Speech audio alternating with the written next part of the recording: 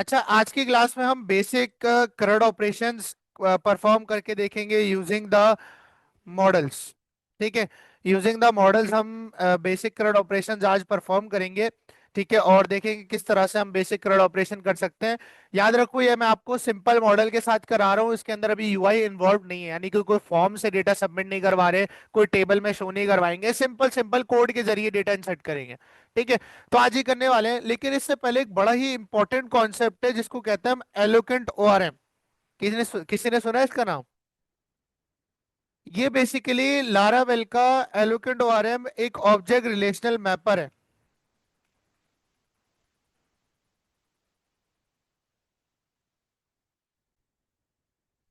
ठीक है, तो ओआरएम क्या है आपके पास? Object relational mapper. ओआरएम की फुल फॉर्म क्या है? Object relational mapper. अच्छा, पहले भी बता चुका हूँ, किसी भी चीज को पढ़ने के लिए उसकी ऑफिशियल डॉक्यूमेंटेशन सबसे अच्छी होती है। तो देखते हैं भाई लारावेल इसके बारे में क्या कहता है, भाई ये क्या चीज है, क्या भला है। ठीक है, तो चलते हैं लारावेल की डॉक्यूमेंटेशन पे और एक्सप्लोर करते हैं कि लारावेल इस चीज के बारे में क्या कहता है। जाएंगे गेट स्टार्टेड पर क्लिक करेंगे, और गेट स्टार्टेड पे जाने के बाद ये नीचे आओगे तो यहाँ आपको एलोकेंट ओआरएम का ऑप्शन मिलेगा, इसको आपने सेलेक्ट करना है। गेटिंग स्टार्टेड पर क्लिक करना है तो आपके सामने एलोकेंट ओआरएम की डेफिनेशन वगैरह सब कुछ आ जाएगा। ठीक है, Laravel includes Eloquent and object relational mapper, जिसको शॉर्ट फॉर्म में क्या कहते हैं? ओआरएम कहते हैं।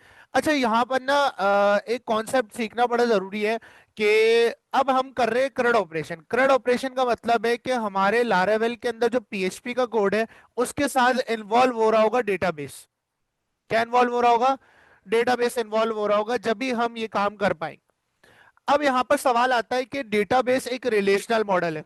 डेटाबेस क्या है? एक, यानी आरडीबीएमएस है। माइस्क्यूएल क्या है? एक, यानी रिलेशनल मॉडल पे वर्क करता है। रिलेशनल मॉडल एक ऐसा मॉडल होता है जिसमें आप डेटाबेस बनाते हो, डेटाबेस में टेबल्स बनाते हो, टेबल्स में कॉलम्स बनाते हो, उन कॉलम्स में रिकॉर्ड पुट करते हो और आपस में टेबल्स को रिलेशन के जरिए बाइंड करते हो यूजिंग फॉरेन की।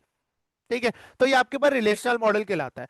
जबकि लारावेल चलती है पीएचपी के एक मॉडल पे या एक प्रोग्रामिंग अप्रोच जिसे हम ऊप कहते हैं। क्या कहते हैं?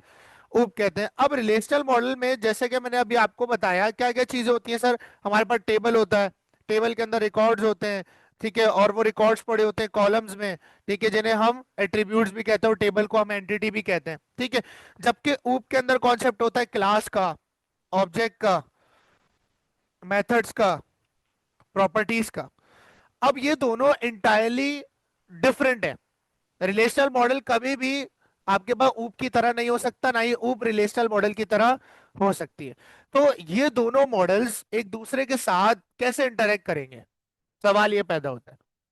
ये दोनों एक दूसरे के साथ कैसे इंटरेक्ट करेंगे? पीएचपी में भी आप प्योरली खुद से डेटाबेस से इंटरेक्ट नहीं कर सकते, वहां पर भी आपको बहुत सारे प्री डिफाइंड मेथड्स दिए जाते हैं। पीएचपी में डेटाबेस को कनेक्ट करने के लिए, पीएचपी एक प्रोग्रामिंग स्क्रिप्टिंग प्रोग्रामिंग लैंग्वेज है सर्वर साइड, और रिलेशनल मॉडल के साथ हम इंटरेक्ट कर रहे हो, तो उस वक्त आपके पास जो बिल्ट इन सपोर्ट के मेथड्स आते हैं माइस्क्यूएल के, वो यूज कर रहे होते हो। जैसे कनेक्ट करने के लिए माइस्क्यूएल है कनेक्ट का मेथड यूज करते हैं, क्वेरी चलाने के लिए माइस्क्यूएल है क्वेरी का मेथड यूज कर रहे होते हैं। तो इंटरेक्शन के लिए पीएचपी में बहुत सारी चीजें मौजूद हैं। इसी तरह आपके पास एक रिलेशनल यानी आरडीबीएमएस को अगर आप लैरावेल के अंदर इंटरेक्ट करना चाहते हो, यानी इन दोनों के बीच इंटरेक्शन करना चाहते हो, या इन दोनों के साथ काम करना चाहते हो मिलकर, तो यहां पर बीच में एक ब्रिज यूज होता है जिसे कहते हैं हम एलोकेंट ओआरएम। एलोकेंट ओआरएम क्या करता है? बेसिकली आपके टेबल, रिकॉर्ड्स, कॉलम्स को ऊप में कन्वर्ट करता है और ऊप का कोड आपके रिलेशनल मॉडल में कन्वर्ट करता है। ये एक तरह का ट्रांसलेटर है। ठीक है, जैसे हम लोग मशीन लैंग्वेज होती है, ह्यूमन लैंग्वेज होती है, हाई लेवल लैंग्वेज और मशीन लैंग्वेज होती है, लेकिन हम दोनों को एक दूसरे की लैंग्वेज नहीं आती है। ना मशीन को मेरी लैंग्वेज आती है, ना मशीन नो मुझे मशीन की लैंग्वेज आती है। तो यहाँ पर हम यूज कर रहे होते हैं क्या? ट्रांसलेटर के। भाई बीच में एक ट्रांसलेटर है जो मेरा कोड उसको समझाएगा, कन्वर्ट करके उसका कोड मुझे समझाएगा। ठीक है, इसी तरह जो रिलेशनल मॉडल है उसका कोड कैसे आपके पास पीएचपी के ऊप के अंदर कन्वर्ट हो जाता है, ये बेसिकली कर रहा होता है एलोकेंट ओआरएम। अब पढ़ते हैं definition. Laravel includes Eloquent and object relational mapper. अब ये दोनों वर्ड्स आपके पास मैं बताता हूँ, ये ऑब्जेक्ट रिलेशनल मैपर का क्या मतलब होता है। एलोकेंट कहते हैं इंग्लिश में ऐसी चीज को जो क्लैरिफाई हो, यानी इसमें क्लैरिटी हो। ठीक है, जो क्लीन हो, एक्सप्रेसिव हो, आसान हो। ठीक है, उसे हम कहते हैं एलोकेंट। क्या कहते हैं? एलोकेंट। और अभी ओआरएम के मतलब पे आएंगे। That makes it enjoyable to interact with your, कह रहा है भाई एलोकेंट ओआरएम जो है वो आपको एक आसानी दे देता है जिससे आप बड़ी आसानी से अपने डेटाबेस से इंटरेक्ट कर सकते हो लारावेल के अंदर। ठीक है। अगर एलोकेंट ना हो तो और भी अप्रोचेस है, लेकिन वो अप्रोचेस भी ना हो तो आपकी सोच है कि आपको कितने बड़े बड़े एल्गोरिथम लिखने पड़ जाएंगे। बात समझ आ रही है? अब एक चीज आपको कन्वर्ट होके मिल रही है ऑटोमेटिक, अगर आप उसको खुद मैनुअली कन्वर्ट करवाओगे तो कितनी मेहनत लगेगी। बात समझ आ रही है? When using Eloquent each database table has a corresponding model. क्या कह रहा है, जब आप एलोकेंट में काम करते हो तो आपके डेटाबेस में हर एक टेबल का लारावेल में एक मॉडल होता है। बताया था। मॉडल्स मॉडल्स क्या करते हैं, आपके पास आपके टेबल्स को रिप्रेजेंट करते हैं डेटाबेस में, और हर टेबल का एक अलग मॉडल क्रिएट किया जाता है। ठीक है। वो जो उस डेटाबेस में एक टेबल को रिप्रेजेंट कर रहा है। जैसे लारावेल में अगर आपने एक मॉडल बनाया स्टूडेंट डॉट पीएचपी नाम से या स्टूडेंट के नाम से, तो वो डेटाबेस में स्टूडेंट्स के टेबल को रिप्रेजेंट कर रहा होगा। अगर आपने लारावेल में एम्प्लॉयज नाम का मॉडल बनाया तो वो डेटाबेस में एम्प्लॉयज के टेबल को रिप्रेजेंट कर रहा होगा। ठीक है। तो ये जो बेसिकली सिनेरियो, ये एलोकेंट ओआरएम का सिनेरियो है। पिछली क्लास में इसलिए नहीं समझाया ताकि आसान रहे आपके लिए। ठीक है। that is used to interact with that table। क्या कह रहा है, each database table has a corresponding model that is used to interact with the table in the database। यानी मॉडल्स मैंने आपको बताया था, मॉडल्स पीएचपी की फाइल्स होती हैं, क्लासेस होती हैं जो एक टेबल को रिप्रेजेंट करती हैं डेटाबेस के अंदर। ठीक है। क्योंकि हम डायरेक्ट तो नहीं कर सकते ना इंटरेक्ट, हमें किसी ना किसी रिसोर्स की जरूरत पड़ेगी। तो अब लारावेल के अंदर जो चीज हमें इंटरेक्ट करने के लिए हेल्प करती है डेटाबेस से वो है मॉडल्स। लास्ट क्लास में हमने पढ़ा था। In addition to retrieving records from the table, eloquent models allow you to insert, update, delete records from the table as well। कह रहा है आप eloquent मॉडल के जरिए इंसर्ट, अपडेट, डिलीट ये सारे ऑपरेशन बड़ी आसानी से परफॉर्म कर सकते हो।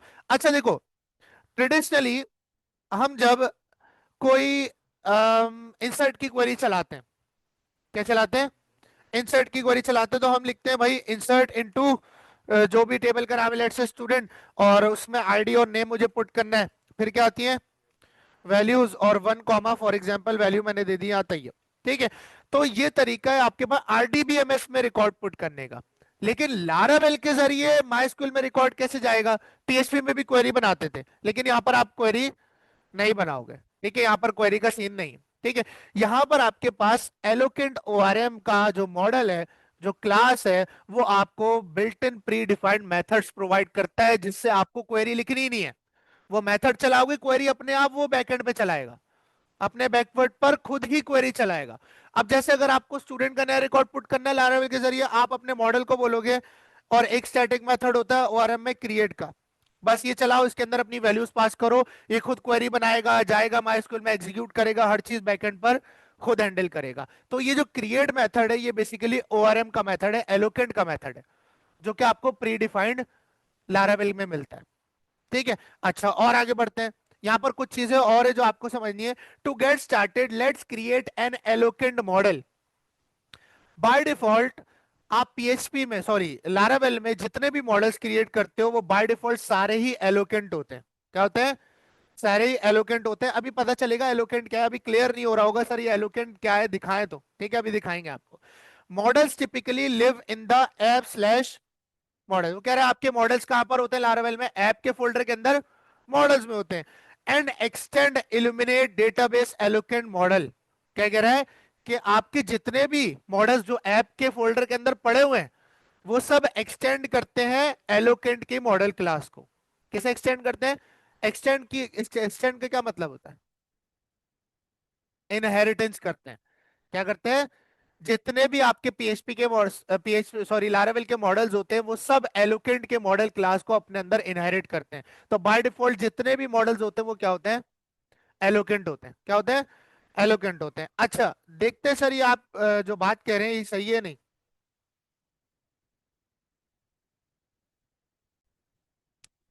अच्छा तो हम काम किस में कर रहे थे, इस फोल्डर में। और अब मैं कोई सा भी, अगर कोई सा भी अभी प्रोजेक्ट खोल लूं, अभी नया नहीं बना रहा, पुराना जो हम कर रहे थे जिसमें काम वो खोल लेते हैं। अब यहाँ पर देखो, हम लोगों ने लास्ट क्लास में इसमें मॉडल माइग्रेशन और कंट्रोलर एक दफा में बनाना सीखा था। ठीक है। तो यहाँ देखो हमने एक मॉडल बनाया था एड टू कार्ड का। एक मॉडल बनाया था एम्प्लॉय का, एक बनाया था स्टूडेंट का और यूजर का पहले से बना हुआ था। तो स्टूडेंट का मॉडल अगर मैं खोलूं, इसमें मैंने कुछ नहीं छेड़ा था। अगर आप इस मॉडल के अंदर एक चीज गौर से देखो, तो यहां पर आपके पास एक क्लास इंपोर्ट हो रही है जो कहां से आ रही है, इल्यूमिनेट डेटाबेस में से, एलोकेंट में से, और क्लास का नाम क्या है, मॉडल। ये क्लास एलोकेंट क्लास है, ये क्लास एलोकेंट ओआरएम की क्लास है। इस क्लास के अंदर वो तमाम मेथड्स पहले से या प्रॉपर्टीज पहले से बनी हुई है जो आपको डेटाबेस से इंटरेक्ट करने में हेल्प करेंगी। जैसे कि रिकॉर्ड इंसर्ट करने के लिए आपको क्वेरी नहीं लिखनी पड़ेगी, इसके अंदर मेथड आता है। आपको रिकॉर्ड अपडेट करने के लिए क्वेरी लिखनी नहीं पड़ेगी, इसी के अंदर मेथड आता है। आपको इंसर्ट करने के लिए कोई क्वेरी नहीं लिखनी पड़ेगी, रिकॉर्ड डिलीट करने के लिए कोई क्वेरी नहीं लिखनी पड़ेगी, डेटा मंगवाने के लिए कोई क्वेरी, सबके लिए इस क्लास के अंदर पहले से बने बनाए मेथड्स डिफाइंड हैं। आपको कुछ भी नहीं करना, मतलब आपको पका पकाया क्या दिया जा रहा है, हलवा दिया जा रहा है। और ये क्लास अगर आप देखो, देखो ये तो स्टूडेंट क्लास मेरे मॉडल की क्लास हो गई, ये कौन सी क्लास हो गई, मॉडल की। और ये देखो एक्सटेंड कर रही है किसको, एलोकेंट की मॉडल क्लास को। किसको एक्सटेंड कर रही है, एलोकेंट की मॉडल क्लास को। अब यहां पर हमने दो तीन वर्ड्स देखे थे, object, relational, mapper. Object represent करता है ऊप को, रिलेशनल रिप्रेजेंट करता है आरडीबीएमएस को, किसको, आरडीबीएमएस को, और मैपर कहते हैं कनेक्ट करने को। कैसे कहते हैं, यानी ऑब्जेक्ट रिलेशनल मैपर एक ऐसा मैपर या ऐसी पीएचपी की, सॉरी लारावेल की क्लास जो आपके ऊप को और आपके सारी लारावेल को और आपके आरडीबीएमएस को कनेक्ट करती है। ठीक है, ऊप का कोड ट्रांसफॉर्म करती है आपके पास किसमें, आरडीबीएमएस यानी रिलेशनल मॉडल में, और रिलेशनल मॉडल का कोड ट्रांसफॉर्म करती है ऊप के अंदर। ठीक है, अब यहां पर आपके पास जो आरडीबीएमएस होता है उसके अंदर टेबल को हम टेबल कहते हैं। क्या कहते हैं, टेबल को टेबल कहते हैं। लेकिन ओआरएम की नजर में लारावेल के अंदर टेबल को क्लास समझा जाता है। टेबल को क्या समझा जाता है, क्लास समझा जाता है। ठीक है, और रिकॉर्ड को ऑब्जेक्ट समझा जाता है। ठीक है, और आपके जो कॉलम्स हैं उन्हें प्रॉपर्टीज समझा जाता है। क्या समझा जाता है, प्रॉपर्टीज। यानी कि अगर मैं बोलूं कि ओआरएम के अंदर अगर वो टेबल से इंटरेक्ट कर रहा है तो लारावेल में वो क्लास होगी, लारावेल में क्या होगी, वो क्लास होगी। अगर मैं रिकॉर्ड मंगवा रहा हूं तो रिकॉर्ड तो आपके पास माइस्क्यूएल में कहा जाएगा, लेकिन ओआरएम की लैंग्वेज के अंदर लारावेल में रिकॉर्ड को ऑब्जेक्ट कहा जाएगा। ऑब्जेक्ट क्या होता है, क्लास का ऑब्जेक्ट बनता है ना हमारे पास, जिसमें तमाम मेथड्स और प्रॉपर्टीज होती हैं। ठीक है, और कॉलम्स को क्या कहते हैं, प्रॉपर्टीज। प्रॉपर्टीज बनाना भी हमने क्लास में सीखी थी। ठीक है, तो ये आपके पास तीन रूल्स है एलोकेंट ओआरएम के। टेबल को एलोकेंट कहता है लारावेल में, क्लास रिकॉर्ड को ऑब्जेक्ट, और कॉलम को प्रॉपर्टीज कहता है। ठीक है, तो ये समझना बड़ा इंपॉर्टेंट है। अगर मैं अपने स्टूडेंट मॉडल से ये इनहेरिटेंस हटा दूं तो फिर मुझे रिकॉर्ड इंसर्ट करने के लिए कस्टम खुद का कोड लिखना पड़ेगा, अपडेट करने के लिए कस्टम खुद का कोड लिखना पड़ेगा, डिलीट करने के लिए, देखने के लिए रिकॉर्ड को डेटाबेस से, सबके लिए क्या करना पड़ेगा, कस्टम रिकॉर्ड लिखना पड़ेगा। क्योंकि अगर मैंने इसमें इनहेरिटेंस नहीं करवाई हुई, अगर मैंने मॉडल क्लास को इसमें इनहेरिट किया हुआ है, इसका मतलब है स्टूडेंट क्लास मॉडल क्लास की तमाम प्रॉपर्टीज और मेथड्स को यूज कर सकती है। यही हमने इनहेरिटेंस में पढ़ा था। इनहेरिटेंस यानी विरासत। तो मॉडल क्लास में जो कुछ है वो विरासत में आपके हर मॉडल को बाय डिफॉल्ट मिलता है। तो बाय डिफॉल्ट हर मॉडल क्या होता है, एक एक एलोकेंट मॉडल होता है, और एलोकेंट मॉडल ये आपके मॉडल की क्लास को कहते हैं। ठीक है, इस क्लास में पी लारावेल ने आपको तमाम वो मेथड्स पहले से बना कर दिए हैं जो आपको जरूरत पड़ेगी ऑपरेशंस परफॉर्म करने में, current operation, add to cart वगैरह, बेसिक बेसिक जितने भी मेथड्स है बना कर दिए। ठीक है, तो ये कहलाता है एलोकेंट ओआरएम का कॉन्सेप्ट। अब इसमें दो तीन चीजें और हैं, यहाँ देख लेते हैं। अब वो कह रहा है अगर आपको मॉडल बनाना है तो आप ये कमांड यूज करोगे, लास्ट क्लास में देखी थी कि PHP artisan make colon model, और जो भी मॉडल का नाम है उसने एक मॉडल का नाम रखा है फ्लाइट। ठीक है, अब नीचे आते हैं। वो कह रहा है अगर साथ में माइग्रेशन बनानी तो आप लिख दो हाइफन हाइफन माइग्रेशन, या आप सिर्फ हाइफन एम लिख सकते हो शॉर्ट फॉर्म में। ठीक है, अच्छा, हाँ, या तो हाइफन हाइफन माइग्रेशन पूरा लिख दो या हाइफन एम लिख दो, यानी दिखा रहा है आपको। ठीक है, अच्छा, थोड़ा और नीचे आते हैं, और ये इंस्पेक्टिंग के लिए टेबल नेम्स। अब देखो, जिस चीज का मॉडल बनेगा उसकी माइग्रेशन भी बनेगी। माइग्रेशन नहीं बनेगी तो टेबल क्रिएट माइस्क्यूएल में, सॉरी हाँ माइस्क्यूएल में नहीं होगा। ठीक है, और कंट्रोलर भी बनेगा उसका, कंट्रोलर नहीं बनेगा तो लॉजिक नहीं लिख पाएंगे। ठीक है। तो यहां पर एक मॉड्यूल के लिए यानी एक मॉडल के लिए उसकी माइग्रेशन और कंट्रोलर का होना भी लाजमी है। अब लारावेल कहता है कि अगर आप चाहते हो कि आपका मॉडल उस फलानी माइग्रेशन से बाइंड रहे और उस फलाने कंट्रोलर से बाइंड रहे, तो आप एक स्पेसिफिक नेमिंग रूल फॉलो करोगे। क्या करोगे? Specific naming rules. जैसे मैंने आपको माइग्रेशन बनवाते हुए बताया था कि लारावेल में माइग्रेशन जब बनाते हैं टेबल की तो एक सिंटैक्स फॉलो करते हैं स्नेक केस का, क्रिएट अंडरस्कोर टेबल का नाम अंडरस्कोर टेबल।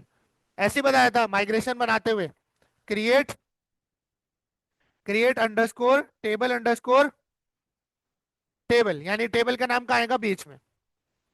ठीक है। ऐसे मैंने आपको नेम बताया था और इस नेम का इफेक्ट आपने देखा था कि आपको स्कीमा क्लास पहले से लगा कर दे रहा था, लेकिन इसका इफेक्ट और भी है। इसी से पढ़ते हैं, आओ।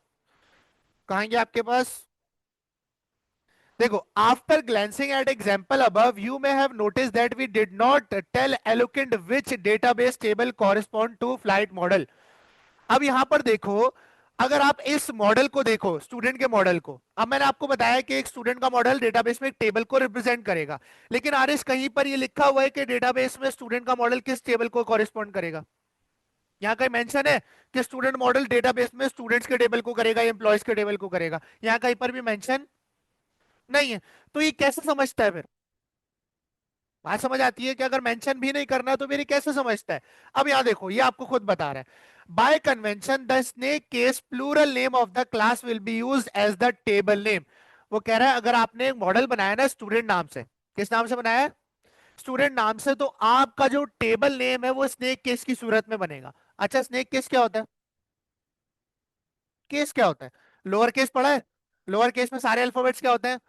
छोटे। अपर केस में कैपिटल होते हैं। कैपिटलाइज ईच वर्ड में हर वर्ड का पहला पहला लेटर कैपिटल होता है। सेंटेंस केस में सेंटेंस का पहला लेटर कैपिटल होता है। तो ये डिफरेंट केसेस होते हैं। अब प्रोग्रामिंग में एक केस होता है जिसे हम कहते हैं snake case. Snake case basically होता है कि अगर आपके पास मल्टीपल वर्ड्स है तो आप उन मल्टीपल वर्ड्स के बीच अंडरस्कोर लगाते हो, इसे स्नेक केस कहते हैं। क्या कहते हैं? स्नेक केस कहते हैं। वो कह रहा है अगर आप एक मॉडल बनाते हो फ्लाइट के नाम से, किस नाम से? जो उसकी डॉक्यूमेंटेशन में कह रहा है, तो आपने जो इसका टेबल की माइग्रेशन का नाम रखना है वो स्नेक केस में ऐसे रखना है, create underscore flight underscore table. लेकिन यहां पर एक चीज और मेंशन कर रहा है, snake case plural name of the class, यानी जो टेबल का नाम होगा वो क्या होगा? प्लूरल होगा। क्या होगा? प्लूरल होगा। फ्लाइट नहीं होगा, क्या होगा? फ्लाइट्स। अगर स्टूडेंट मॉडल का नाम रखोगे तो टेबल का नाम होगा क्रिएट स्टूडेंट्स टेबल। ठीक है। अगर आप इस नेमिंग कन्वेंशन को फॉलो करते हो तो आपको एक्सप्लिसिटली अपने मॉडल के साथ माइग्रेशन को कनेक्ट करना नहीं पड़ेगा, वो ऑटोमेटिकली समझ जाएगा। तो ये नेमिंग रूल बड़ा इंपॉर्टेंट है इसके अंदर।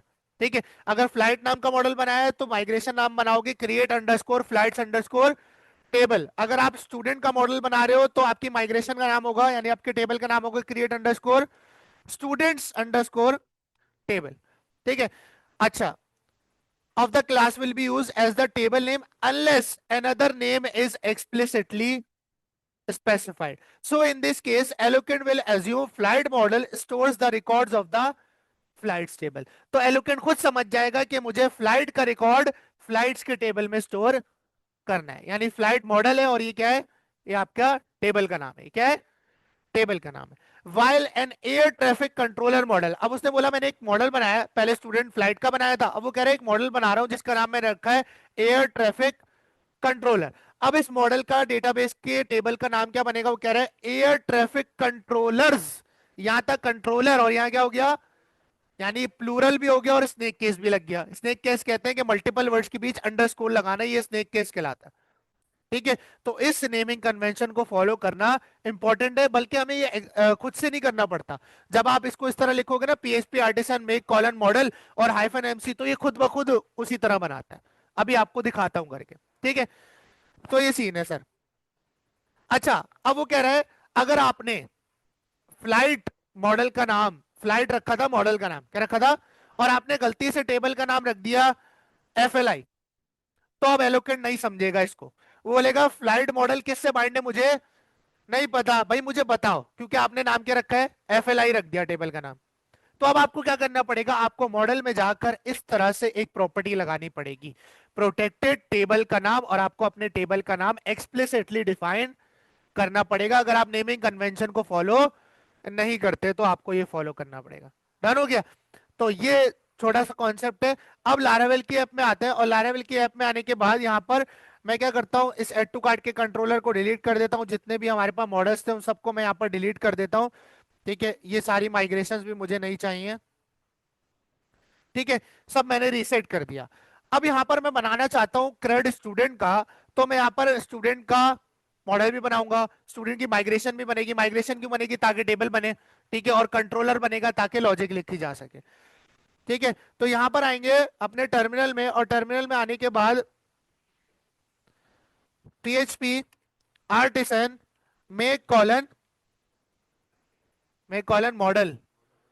मॉडल, और मॉडल का नाम लेट से फ्लाइट ही रख दें, फ्लाइट ही रख देते।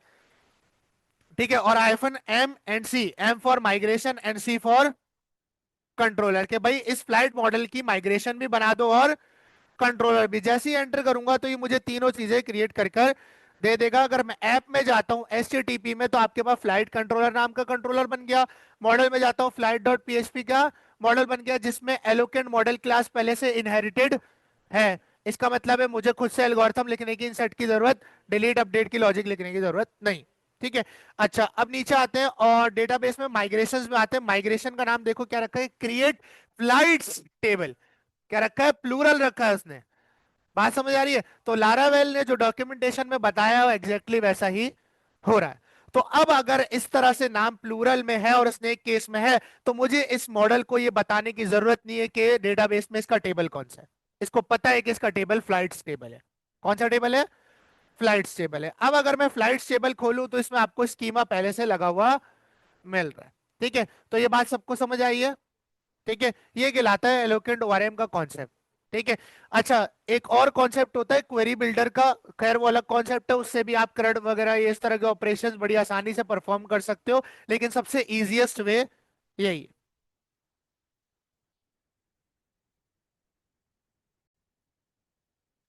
अच्छा क्लास, अब एक काम करते हैं कि हम लोग जो है वो एक नया प्रोजेक्ट क्रिएट कर लेते हैं, जिसमें हम अब छोटे छोटे CRUD ऑपरेशंस एलोकेंट की मदद से करना सीखेंगे। और आप अभी ये शौक होने वाले हो कि ये कितना आसान था, तो हमने PHP क्यों पढ़ी। ठीक है, लेकिन ऐसा नहीं है, उसके लिए PHP भी आनी चाहिए आपको। ठीक है, तो यहाँ पर एक प्रोजेक्ट बना लेते हैं, composer create hyphen project Laravel slash Laravel, और यहाँ हम लोग रख देते हैं CRUD।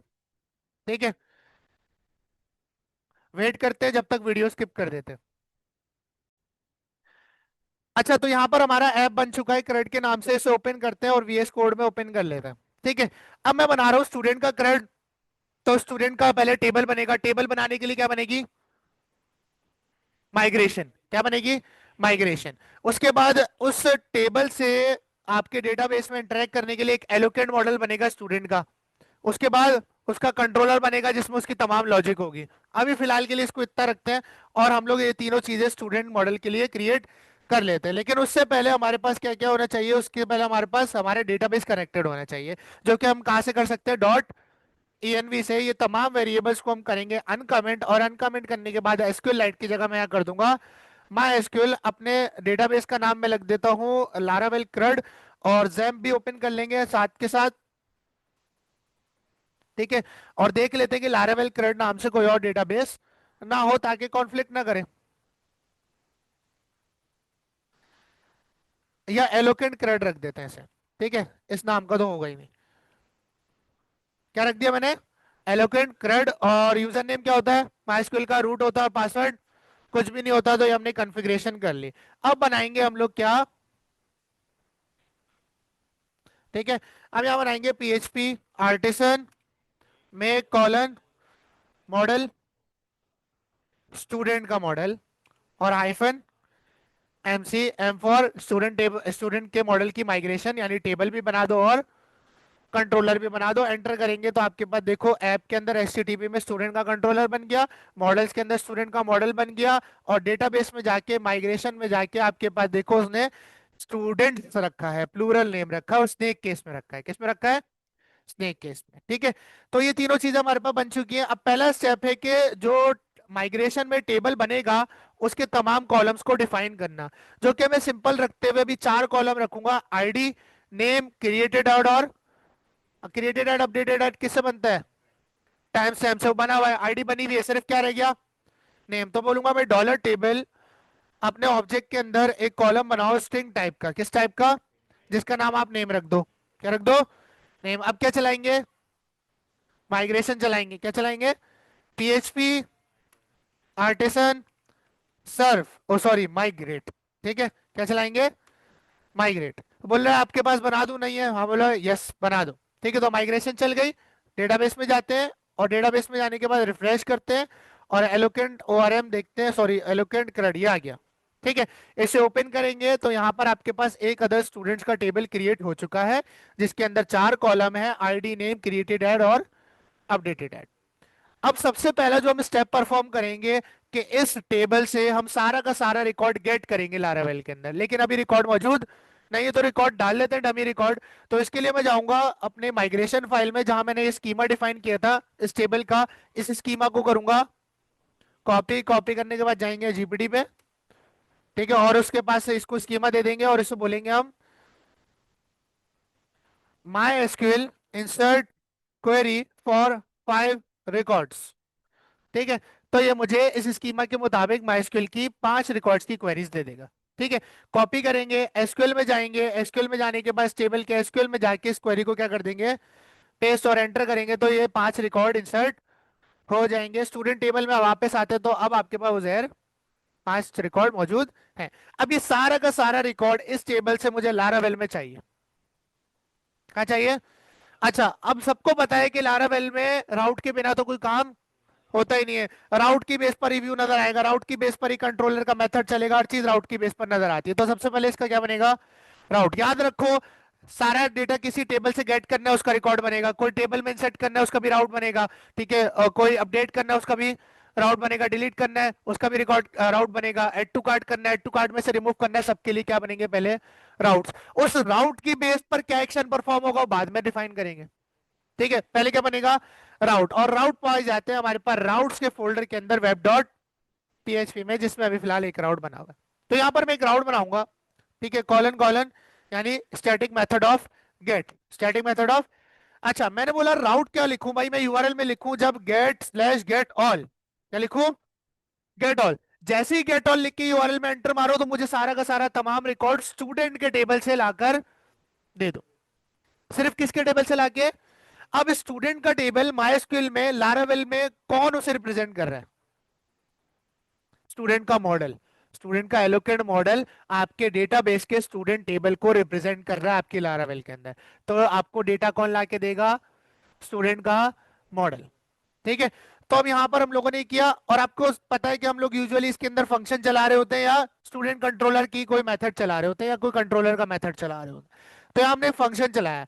अब ये फंक्शन क्या करेगा, ये फंक्शन मुझे तमाम डेटा लाके देगा, कहां से, स्टूडेंट के टेबल से लाके देगा।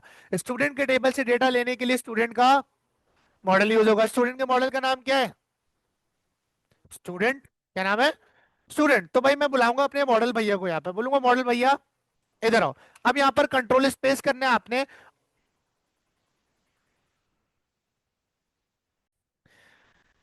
अच्छा यहाँ पर ना आपने ख्याल रखना है कि अगर आप डायरेक्ट स्टूडेंट लिख के इसके आगे काम करना शुरू कर दोगे ना तो एक मसला आएगा। अगर आप सजेशन में जाओ, और सजेशन में जाने के बाद यहाँ आपको स्टूडेंट मिल रहा है, और ये कहां से आ रहा है, ऐप स्लैश, यही वाला मॉडल है, यहाँ पर आपने इस पर एंटर करना है। इस पर एंटर करने का फायदा होगा, ऊपर ये इंपोर्ट हो जाएगा। अगर आपका स्टूडेंट मॉडल इंपोर्ट नहीं है किसी क्लास के अंदर या किसी भी पीएचपी फाइल में लारावेल के अंदर, तो आप उसको यूज नहीं कर सकते। तो मैंने स्टूडेंट की क्लास को क्या कर लिया यहाँ पर, इंपोर्ट। अगर ये नहीं होगी तो आपका काम नहीं होगा, वो कहेगा भाई स्टूडेंट तो मुझे मिल ही नहीं रहा, ठीक है। तो उसको यूज करना लाजमी। और देखो बात वही है कि भाई कहाँ जाओ, ऐप में जाओ, ऐप में से कहाँ जाओ, एचटीटीपी में, और एचटीटीपी में से क्या उठा लो, स्टूडेंट, सॉरी मॉडल्स में से, ठीक है।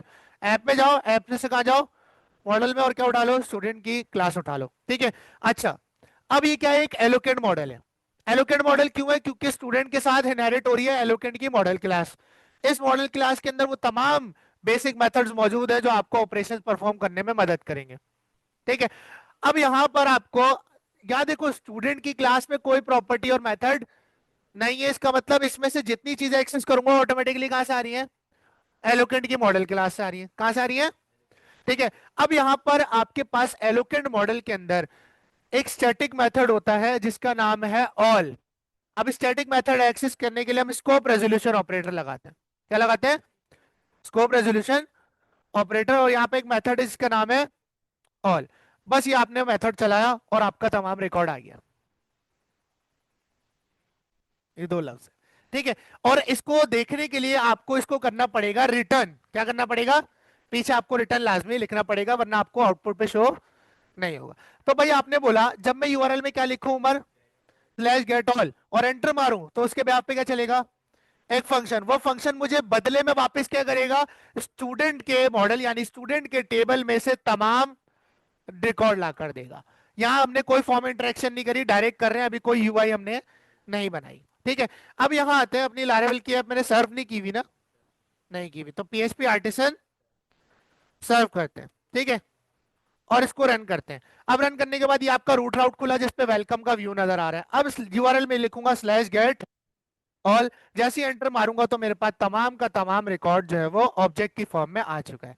अब देखो उसने एलोकेंट ओआरएम ने क्या किया, आपके पास पूरे का पूरे टेबल को किस में कन्वर्ट कर दिया? ऑब्जेक्ट्स में कन्वर्ट कर दिया। तो ऊप के फॉर्म में कन्वर्ट कर दिया उसने।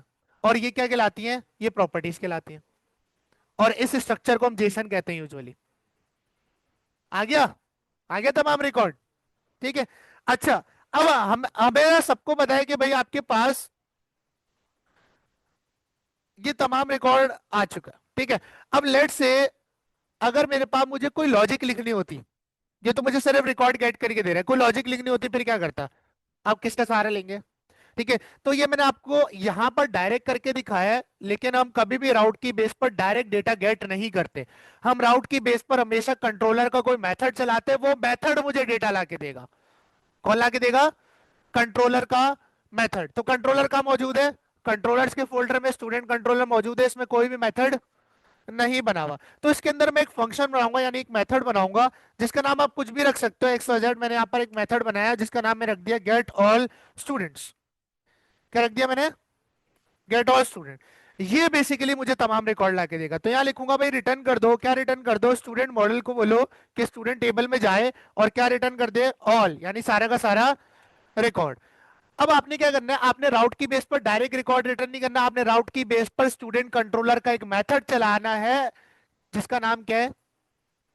गेट ऑल स्टूडेंट्स, ठीक है। अब यहां पर ये फंक्शन मैं यहां से मिटाऊंगा, और पहले हम लोग पढ़ चुके हैं कि हम किसी कंट्रोलर का मेथड कैसे कॉल सकते हैं। हम एरे खोलेंगे, एरे खोलने के बाद अपने कंट्रोलर का नाम लिखेंगे जो कि क्या है? Student controller. अब ये भी इंपोर्ट होना जरूरी है, तो सजेशन से इंपोर्ट करना, वरना आपको ये कस्टमली खुद करना पड़ेगा, ठीक है। फिर यहाँ लगाएंगे हम लोग कॉलन कॉलन, ये क्लास है, और कॉमा देके हम अपने मेथड का नाम देंगे। मेथड का नाम क्या है? Get all students. कि भाई जब स्लैश गेट ऑल यूआरएल में लिखा जाए तो आप कहा जाओ? स्टूडेंट कंट्रोलर में जाओ और कौन सा फंक्शन रन कर दो? और गेट ऑल स्टूडेंट क्या करता है? रिटर्न करता है मॉडल से तमाम रिकॉर्ड, ठीक है। तो अभी आपको कोई भी फर्क देखने को देखो नहीं मिलेगा, आपको अभी भी रिकॉर्ड मिल रहा है।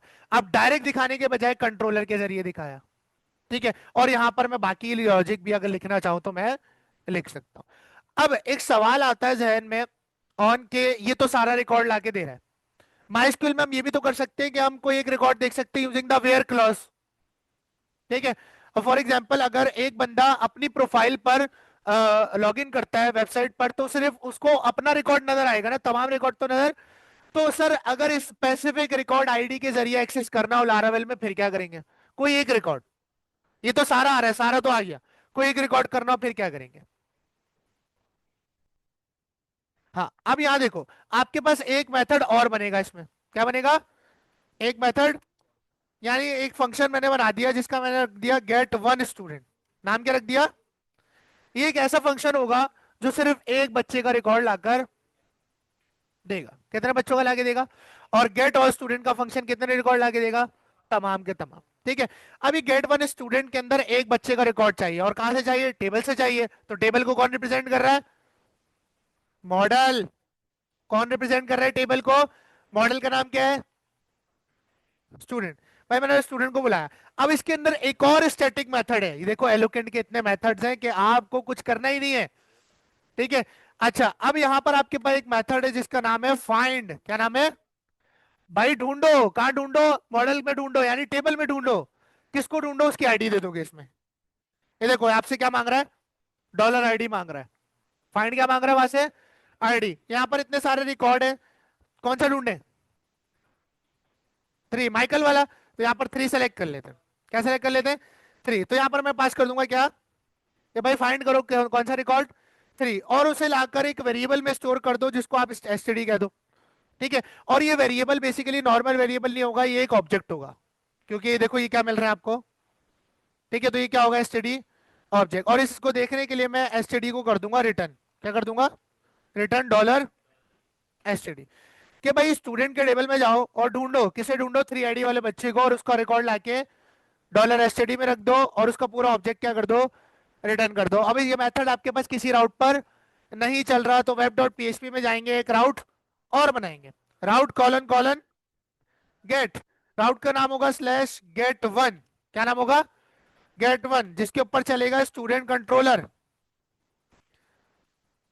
स्टूडेंट कंट्रोलर जो कि एक क्लास है, उसके ऊपर कौन सा मेथड चलेगा उधर, गेट वन। कौन सा मेथड चलेगा, गेट वन स्टूडेंट, क्या चलेगा। ठीक है, अब देखते हैं क्या ये मुझे 3 आईडी वाला रिकॉर्ड इस राउट पे लाके देता है। तो इस राउट को करते हैं कॉपी, और कॉपी करने के बाद अपने यूआरएल में लिखते हैं। तो माइकल का रिकॉर्ड आना चाहिए ना, बस। हाँ, अब ये करने वाले। अब देखो, ये आपके पास जो आपने आईडी दी है, क्या नाम है, हादी, जो आईडी 3 दे रहा हूँ, ये स्टैटिक आईडी है। मैं चाह रहा हूँ कि मैं जब राउट में लिखूं स्लैश गेट वन स्लैश कोई भी आईडी लिखूं, उसका रिकॉर्ड मिल जाए। राउट में पैरामीटर्स पड़े थे, ठीक है, डायनेमिक पैरामीटर्स यानी डायनेमिक राउट्स। ठीक है, तो यहाँ पर कोई भी आईडी लिखूं, वो ऑटोमेटिकली उसका रिकॉर्ड आ जाए। तो यहाँ पर आप बनाओगे डायनेमिक राउट, यानी गेट वन के बाद आप स्लैश देके जो भी आईडी लिखो। तो यहाँ आईडी आपको नहीं पता, तो यहाँ पर आप डायनेमिक राउट के तौर पे क्या पास कर दोगे, करली ब्रैकेट में आईडी पास कर दोगे। ठीक है, और ये आईडी रिसीव करेगा कौन, गेट वन स्टूडेंट। कौन रिसीव करेगा, यानी कि इसमें आप बनाओगे एक पैरामीटर। ठीक है, और इस 3 की जगह आप क्या पास कर दोगे, डॉलर आईडी। तो जो भी आईडी यूआरएल में लिखी जाएगी वो ऑटोमेटिकली इस फंक्शन में पास हो जाएगी। तो यहाँ पर आते हैं, रिफ्रेश करते हैं, अभी देखो आपके पास ये राउट फाउंड नहीं, क्योंकि आईडी है ही नहीं। तो यहाँ लिखते हैं स्लैश वन। ठीक है, यहाँ लिखते हैं हम स्लैश 4, एमिली डेविस का रिकॉर्ड आ गया। यहाँ लिखते हैं हम स्लैश 5, तो आपके पास 5 का आ गया। लेकिन अगर मैं स्लैश 6 लिखूंगा, तो आपके पास ये आपको ब्लैंक पेज दिखा रहा है। ठीक है, अब ये ब्लैंक पेज नहीं दिखाना चाहिए, इसको एरर दिखाना चाहिए कि not found, record not found, या ऐसा कुछ ढूंढो जो फाउंड नहीं, ये ब्लैंक पेज को दिखा रहा है। ठीक है, तो उसके लिए हम क्या करते हैं, फाइंड की जगह एक दूसरा मेथड यूज करते हैं जिसका नाम है फाइंड और फेल। क्या नाम है, फाइंड और फेल। फाइंड क्या करता है, बस ढूंढता है। फाइंड और फेल क्या करेगा, अगर नहीं मिलेगा तो उसे एक एरर मुंह पे मार देगा। ठीक है, तो यहां पर हम क्या करेंगे, अब जाके रिफ्रेश करेंगे तो अब आप देखो आपके पास क्या आ गया, एरर आ गया। ये फर्क है फाइंड और फेल में। ठीक हो गया, तो एक रिकॉर्ड ढूंढना सीख लिया सर। अब रिकॉर्ड इंसर्ट करना सीखे, रिकॉर्ड, भाई सिंपल सिंपल कर रहा हूँ, खाली वेरिएबल बना रहा हूँ, अभी यूआई तो छेड़ी नहीं है, वो कॉन्सेप्ट तो अलग है। ठीक है, अच्छा, अब एक मेथड और बनेगा, एक मेथड और बनेगा, किस नाम से, किस नाम से बनाया उधर, इंसर्ट स्टूडेंट। ठीक है, किस नाम से, इंसर्ट स्टूडेंट या ऐड स्टूडेंट, किसी भी नाम से मेथड बना लिया। इस फंक्शन का काम होगा कि डेटाबेस में, यानी आपके मॉडल के जरिए आपके डेटाबेस स्टूडेंट टेबल के अंदर रिकॉर्ड को इंसर्ट कर देना। ठीक है, अब यहां पर उसके लिए आपको बनाना पड़ेगा आपके स्टूडेंट मॉडल का एक नया ऑब्जेक्ट। क्या बनाना पड़ेगा, क्योंकि ये ऑब्जेक्ट अभी एग्जिस्ट, जो ऑब्जेक्ट हम मंगवा रहे थे वो एग्जिस्ट करते थे तो नजर आ रहे थे। गेट वन स्टूडेंट में भी ऑब्जेक्ट एग्जिस्ट करता था, लेकिन अभी तो ऑब्जेक्ट एग्जिस्ट नहीं करता क्योंकि नया स्टूडेंट आप क्रिएट कर रहे हो। तो यहां पर आप अपने स्टूडेंट मॉडल की एक नया ऑब्जेक्ट बनाओगे।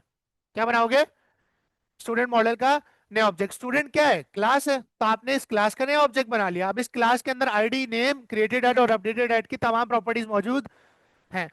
अब यहां पर इसे स्टोर कर दूंगा मैं एक वेरिएबल में, जिसे मैं कह देता हूं एसटीडी। इसका नाम आप कुछ भी रख दो।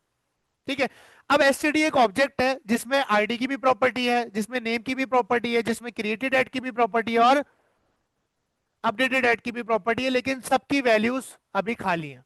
सबकी वैल्यूज क्या है, खाली, क्योंकि आपने नया ऑब्जेक्ट बनाया, इसकी वैल्यूज डिफाइंड नहीं है। अब इसकी वैल्यू डिफाइन करनी है, आईडी डिफाइन करने की जरूरत है, ऑटो इंक्रीमेंट है। क्या है? ऑटो इंक्रीमेंट है। क्रिएटेड डेट बताने की जरूरत है, ऑटो जनरेट होगा। अपनी डेट बताने की जरूरत है, क्या बताने की जरूरत है? सिर्फ नेम। और हम लोगों ने नेम का कॉलम का नाम क्या रखा था डेटाबेस में? नेम रखा था। क्या रखा था? तो मैं बोलूंगा नया ऑब्जेक्ट क्रिएट करो, और ऑब्जेक्ट क्रिएट करने के बाद जो डॉलर एसटीडी ऑब्जेक्ट बना है उसके अंदर जाओ और नेम की प्रॉपर्टी को वैल्यू दे दो तैयब। नेम की प्रॉपर्टी को क्या वैल्यू दे दी? तैयब। अब आपने एक नया ऑब्जेक्ट बनाया, उसके नाम दे दिया, उसको क्या दे दिया? नाम दे दिया। लेकिन अभी इंसर्ट नहीं करवाया। इंसर्ट करवाने के लिए आपके पास एक तरीका है, वो एलोकेट मॉडल है, कि आप अपने ऑब्जेक्ट के अंदर से एक मेथड निकालते हो जिसका नाम है सेव। क्या नाम है? सेव।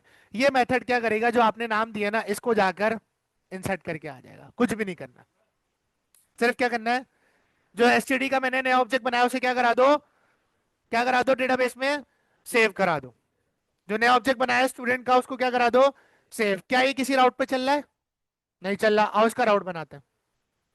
इसी को डुप्लीकेट किया, इसका राउट में बनाता हूं एड स्टूडेंट। क्या बनाता हूं? एड स्टूडेंट, जिसपे क्या कौन सा मेथड चलेगा? इंसर्ट स्टूडेंट का। किसका? ठीक है, तो ये चल गया। राउट का नाम क्या है? Slash add student. अब लॉजिक है कि भाई एड स्टूडेंट लिखूंगा तो इंसर्ट स्टूडेंट का फंक्शन चलेगा। जो स्टूडेंट का नया ऑब्जेक्ट क्रिएट करेगा उसको नाम क्या देगा? तैयब। और उसे क्या कर देगा? इंसर्ट कर देगा। तो यहां लिखता हूं ऑल स्टूडेंट्स। क्या लिख दिया? एंटर मारा, आपके पास कुछ भी नहीं आ रहा। अरे गलत लिखा ना, ऑल नहीं, एड स्टूडेंट। ठीक है, एड स्टूडेंट पर क्लिक किया, आपके पास हो गया। अब रिटर्न कुछ नहीं कराया आपने फंक्शन के अंदर, तो कुछ भी आउटपुट में शो नहीं हो रहा, लेकिन डेटाबेस में एंट्री चली गई है। ठीक है, तो एक काम करते हैं, हमें पता चल जाए डेटा इंसर्ट हुआ है, तो यहाँ रिटर्न कर देते हैं एक स्ट्रिंग, जिसमें लिख देता हूँ स्टूडेंट एडिड सक्सेसफुली। क्या लिख देता हूँ कि स्क्रीन पे क्या लिखा हुआ आ जाए? जब स्टूडेंट ऐड हो जाए तो क्या लिखा हुआ आ जाए? अब यहाँ पर नाम कर देता हूं मैं आरिश। क्या नाम कर दिया मैंने? अब दोबारा जब एंटर करूंगा तो क्या चलेगा? दोबारा से नया ऑब्जेक्ट बनेगा, उसको नाम क्या दे दिया जाएगा, और वो क्या हो जाएगा? डेटाबेस में सेव हो जाएगा। एंटर क्या क्या कह रहा है? यहाँ के रिफ्रेश करते हैं, लेकिन ये हम फॉर्म के जरिए कर रहे होंगे, ऑब्वियसली बात है, तो राउट के जरिए भी है, हम इस तरह से कर रहे हैं। बात समझ आ गई? अब जितने भी फील्ड्स होंगे उनको नाम दिया, सेव कराया, हो गया काम। देख रहे हो? तो ये जो मेथड्स है ना, फाइंड और फेल, ऑल, फाइंड, ये सेव, ये तमाम एलोकेट मेथड्स हैं जो आपको बड़ी मदद करते हैं। देख रहे हो? लंबी करनी नहीं पड़ रही, तीन तीन लाइनों में, तीन तीन लाइनों में काम हो रहा है, तीन तीन लाइनों में काम हो रहा है। ठीक है, अब करना है सर रिकॉर्ड डिलीट, और उसका रिकॉर्ड डिलीट करना है जिसका यूआरएल में आईडी दूं। क्या दूं?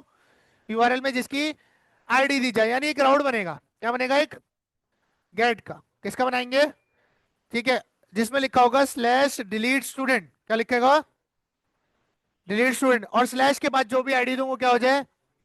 डिलीट हो जाए। तो यहां पर मैं आईडी क्या दूंगा? डायनेमिक दूंगा। ठीक है, और इसके बेहाफ पर क्या चलेगा? एक स्टूडेंट कंट्रोलर का मेथड चलेगा, और उस मेथड का नाम अभी हमने कुछ भी नहीं रखा है, तो यहां पर हम रख देते हैं उसका नाम डिलीट स्टूडेंट। क्या रख देते हैं? ठीक है, अब ये जो मेथड है हमने क्रिएट नहीं किया हुआ। ठीक है, तो कंट्रोलर में जाएंगे और एक फंक्शन और बनाएंगे। क्या करेंगे? ठीक है, जिसका नाम मैंने क्या रख दिया? Delete student. ये क्या करेगा? एक आईडी रिसीव करेगा, जिस बच्चे को डिलीट करना है, जिस बच्चे को डिलीट करना है। अब अगर हमें कोई रिकॉर्ड डिलीट करना है ऑन, तो पहले उस बच्चे का रिकॉर्ड डेटाबेस में ढूंढना पड़ेगा। तो ढूंढने के लिए कौन सा फंक्शन है? फाइंड और फेल, या फाइंड। ठीक है, तो मैं बोलूंगा स्टूडेंट मॉडल भैया फाइंड और फेल करो। क्या करो? किसको? डॉलर आईडी, यानी कि जो यूआरएल में आईडी आएगी उस बच्चे को फाइंड करो, और एक वेरिएबल में रख दो जिसका नाम है, यानी कि इसमें सिर्फ किसका रिकॉर्ड आएगा? उस बच्चे का जिसकी आईडी यूआरएल में दी जाएगी। किसमें? डॉलर एसटीडी में। अब आपने क्या करना है भाई? आपने अपने ऑब्जेक्ट को बोलना है, यानी डॉलर एसटीडी को, कि भाई तुम हो जाओ डिलीट। क्या हो जाओ? हो गया काम। ठीक है, और रिटर्न कर दो स्टूडेंट डिलीटेड, डिलीटेड सक्सेसफुली। ठीक है, हो गया डिलीट सर। डन है। आओ अब चलते हैं अपनी स्क्रीन पर और यहाँ लिखते हैं स्लैश डिलीट स्टूडेंट स्लैश। अब देखो डेटाबेस में 1 वाला रिकॉर्ड मौजूद है जॉन डो का। ठीक है। अब लिखता हूं ऊपर /1, क्या लिखा, एंटर किया, क्या कह रहा है, स्टूडेंट डिलीटेड सक्सेसफुली, ब्राउज आके किया, गया जॉन डो। 7 वाला कर लेते हैं। यहां पर हम लोगों ने लिखा 1, यहाँ लिखा 7, एंटर किया, स्टूडेंट डिलीटेड सक्सेसफुली, रिफ्रेश किया, आरएस का रिकॉर्ड गया। ठीक है, तो देखो कितना आसान है। सिर्फ ऑब्जेक्ट ढूंढा और उसे क्या कर दिया, ऑब्जेक्ट को नाम दिया और उसे क्या कर दिया, सेव। ऑब्जेक्ट ढूंढा और उसे क्या दिखा दिया। ठीक है, सिंपल है ना, उसमें तो होगी, जाहिर सी बात है, फॉर्म से करेंगे। ठीक है। अब करना है रिकॉर्ड अपडेट। क्या करना है, रिकॉर्ड अपडेट करना है सर। इसके लिए भी क्या बनेगा, मेथड बनेगा, क्योंकि क्लास में बनता ही मेथड और प्रॉपर्टीज है, डायरेक्ट कोड नहीं लिखा जा सकता, ऐसे पीएचपी में लिखते हैं। ठीक है। तो इसके लिए भी क्या बनेगा, और आप देखो जो मैंने आपको बात बताई थी कि सारी लॉजिक हम किस में लिख रहे हैं, कंट्रोलर। किस में लिख रहे हैं, कंट्रोलर। यहां पर एक फंक्शन बनेगा आदि, जिसका नाम होगा अपडेट स्टूडेंट। ठीक है, क्या नाम होगा, अपडेट स्टूडेंट, जो कि एक रिसीव करेगा एक आईडी, कि भाई किस बच्चे का रिकॉर्ड अपडेट करना है, उसकी आईडी भी तो बताओ। ठीक है, तो उसका पहले ऑब्जेक्ट ढूंढना पड़ेगा। ठीक है, उसकी तमाम चीजें आ जाएंगी, फिर उसे हम अपडेट कर सकते हैं। तो यहाँ क्या करेंगे, स्टूडेंट भैया इधर आओ और क्या करो, फाइंड और फेल कर दो किसे, डॉलर आईडी वाले रिकॉर्ड को, और उसका रिकॉर्ड लाके रख दो एक वेरिएबल ऑब्जेक्ट के अंदर, जिसके कहते थे हम एसटीडी। आप कुछ भी रख सकते हो नाम। ठीक है, शॉर्ट फॉर्म में मैंने एसटीडी रख दिया। ठीक है, ये करने के बाद अगर मैं रिटर्न करूं एसटीडी को, तो सबको पता है जो आईडी यूआरएल में लिखूंगा उसका रिकॉर्ड मुझे मिल जाएगा। ठीक है, यहाँ भी डिलीट अपडेट शो की बात नहीं हो रही, तो यहाँ पर इसका राउट भी बनाना पड़ेगा। ठीक है, तो एक काम करते हैं, इसी को डुप्लीकेट करते हैं, और डुप्लीकेट करने के बाद ये राउट भी डायनेमिक होगा, तो यहाँ कर देते हैं अपडेट स्टूडेंट, और /id जाएगी, जो रिसीव करेगा कौन, अपडेट स्टूडेंट का मेथड। तो यहाँ हम पास कर देते हैं अपना अपडेट स्टूडेंट का मेथड। ठीक है, अब चेक करते हैं कि अपडेट स्टूडेंट का मेथड मुझे उस बंदे का रिकॉर्ड लाके दे रहा है कि जिसका यूआरएल में क्या दी जा रही है, आईडी दी जा रही है।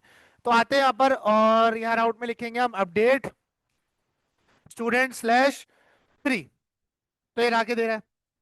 अच्छा, अब देखो इस पूरे ऑब्जेक्ट के अंदर ये ऑब्जेक्ट बेसिकली ये एसटीडी है, ये जो आपको ऑब्जेक्ट नजर आ रही है क्या है, एसटीडी है। ठीक है, अब इसके अंदर कितनी प्रॉपर्टीज है, 4 प्रॉपर्टीज है, कितनी है, आईडी, नेम, क्रिएटेड एरर। अब आपको पता है ऑब्जेक्ट में से कोई भी प्रॉपर्टी एक्सेस करने के लिए मेंबर एक्सेसर लगाते हैं। अगर मैं यहाँ लिख दूं मुझे पूरा एसटीडी नहीं दो, मुझे सिर्फ क्या दे दो, उसका उस रिकॉर्ड का नाम दे दो, तो यहाँ आके रिफ्रेश करते हैं, आ गया, यानी कि नाम दे रहा है। अगर मैं इस नाम को बराबर कर दूं किसी और नाम के, तो रिप्लेस हो जाएगा, होगा नहीं होगा, होगा। तो इससे इसी तरह हम लोग अपडेट कर रहे हो।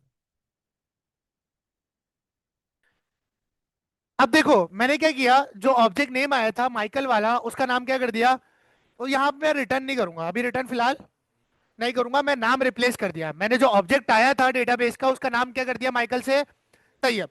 अब मैं कहूंगा जो ऑब्जेक्ट भैया हो खुद को क्या कर लो, अपडेट कर लो, खुद को क्या कर लो, जो मैंने आपको नया नाम दिया वो अपने पास क्या कर लो, अपडेट कर लो, और यहाँ पर रिटर्न कर देंगे स्टूडेंट अपडेटेड सक्सेसफुली।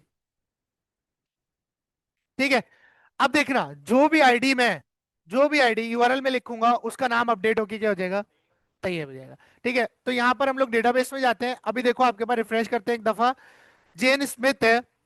ठीक है, उसकी आईडी क्या है, 2 है, तो यहाँ के हम लिखते हैं /2, एंटर करते हैं, क्या करें, ठीक है, जेन माइकल का रिकॉर्ड देखते हैं, जेन स्मिथ का, ब्राउज करते हैं। ठीक है, अच्छा अब यहाँ नाम कर देता हूं मैं अहमद। ठीक है, मैंने कहा अहमद का रिकॉर्ड अपडेट हो जाए 3 आईडी पे, मैं आया यूआरएल में क्या लिखा, 3। जैसे ही ये एंटर मारूंगा, अपडेट स्टूडेंट का मेथड चलेगा, इस आईडी का ऑब्जेक्ट रिसीव करेगा, जो माइकल है उसका नाम क्या करेगा, अहमद करेगा, और उसे क्या कर देगा, अपडेट कर देगा। यहाँ पर अपडेट किया, यहाँ क्या रिफ्रेश किया, माइकल का नाम क्या हो गया, अहमद हो गया, अपडेट भी हो गया सर। ठीक है, तो ये बहुत इजी है। अब नेक्स्ट क्लास में जब हम लोग यूआई के साथ कनेक्ट करेंगे, तो उसमें एक कॉन्सेप्ट और आएगा रिक्वेस्ट का, लेकिन वो इतना मुश्किल नहीं है, आसान है, लेकिन कोड उसमें ज्यादातर हम ऐसे ही लिख रहे होंगे। ठीक है। और एक कॉन्सेप्ट और आएगा मास असाइनमेंट का, वो भी अच्छा कॉन्सेप्ट है।